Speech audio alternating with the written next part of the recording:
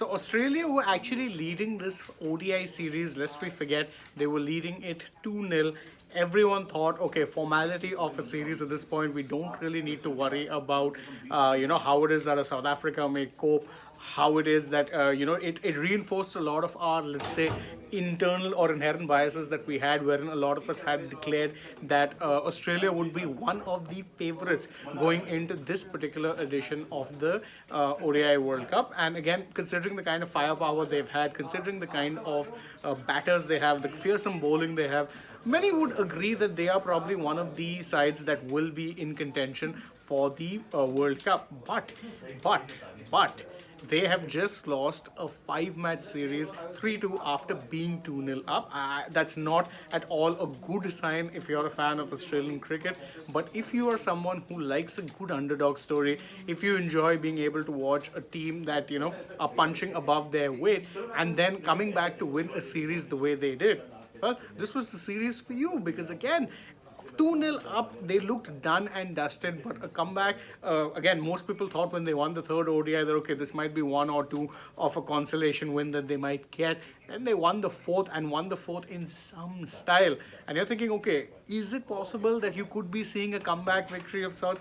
Could there be an upset on the cards in this particular series? The answer quickly is yes. How did this match go about then? Let's quickly break down how it is that this match went, and then we'll talk about why this is actually such a massively morale boosting win for the Proteas. How did it start? Well, today's match, should be told, was once again all about that middle order, that wanted middle order that South Africa possessed, because again, Quinton de Kock got a start, but only 27 runs of 39 balls. In fact, he was involved in the run out of his partner Temba Bavuma, who was pretty much registered a silver duck. 0 runs, 2 balls. At that point, you're thinking, okay, South Africa in a little bit of trouble, but there was a good, let's say, rebuild done by the middle order. You had Rassie van der Dussen contribute a valuable 30 runs, but the major runs came first from Aiden Markram, once again shining bright, getting a 93. Very unfortunate to miss out on a ton, but that's how it goes. And the intent he showed in those middle overs, very, very good. Heinrich Klaassen, who, by the way, was one of the, stars of that last match, was absolutely pummeling the Australian bowlers for fun.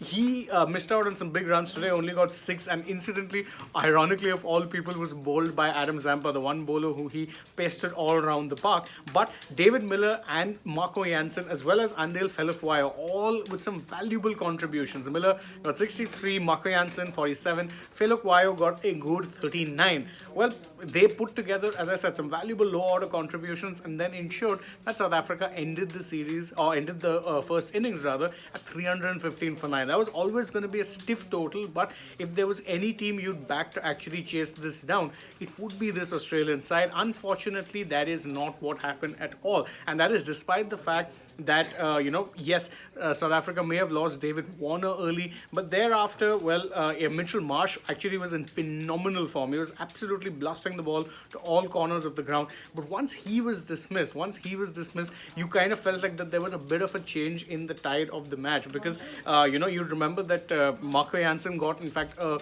double wicket maiden, so very, very good start. But afterwards, Mitchell Marsh was kind of counter-attacking really nicely.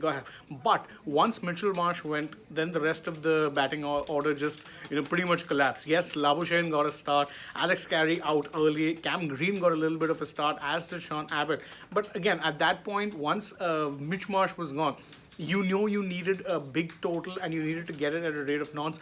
It was just not forthcoming for Australia at that point. I think the turning point for me was, of course, that Mitch Marsh dismissal, because after that, no one looked like they were that comfortable. And what a showing, by the way, from Marco Jansen. 8 overs, 5 for 39, well supported by Keshav Maharaj, who in his 9.1 overs, 4 for 33, and I think has pretty much sealed the debate over who would be, South Africa's first choice spinner. Yes, they still might go in with 2. Yes, you might still see a Tabraiz Shamsi in the lineup, but I think if they have to go with 1, considering the number of pacers they have, and I think Keshav Maharaj will most likely be that guy, especially when you consider the fact that they also have someone like an Aiden Markram who could slot in with some useful overs of off spin in the middle overs. So that's the series. I mean, it has been a to put it politely, it's been a phenomenal series to watch. I mean, yes, very entertaining, played on some very good batting friendly tracks. You saw the batters make hay whilst the sun shone.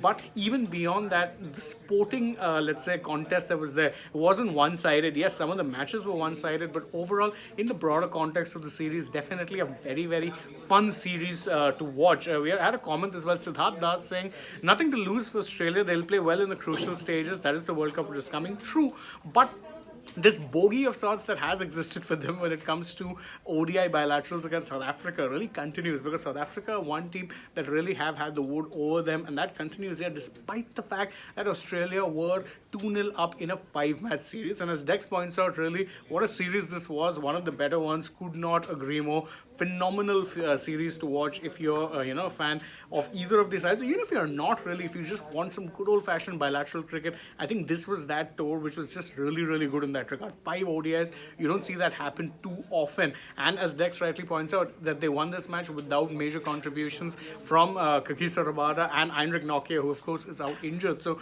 phenomenal really showing from the Proteas. You'd hope that they can take the momentum boost that comes from this, carry it forward into the World Cup, which is of course upcoming. That'll be the real key now, if you ask me. For Australia, yes, they'll be disappointed, but they do have the quality to actually bounce back. The key will be how many of their injured players can recover on time, because right now their injury list is massive and includes bigwigs like a Steve Smith, a Mitch Stark, a Cameron Green was fine, but Travis Head. All of these guys are currently dealing with injury issues. Pat Cummins too. You want these guys back fit and firing, and I think that'll be key for Australia, but they still are a very good side. So that's it from us. This match and this series, in fact, has been phenomenal. We hope you enjoyed our coverage of it as well. And if you did, thank you so much. And please don't forget, if you enjoyed this video as well, like it, share it with your friends, subscribe to the channel, tap the bell, leave us a comment as well. What were your thoughts on this series? Also, you can go ahead and follow us on social media. We're on Twitter, Instagram, Facebook, and don't forget to download the AajTak app as well. Last but not least, if you're already on the channel, go right ahead and check out some other videos we've done. For now, from my side though, it's bye-bye.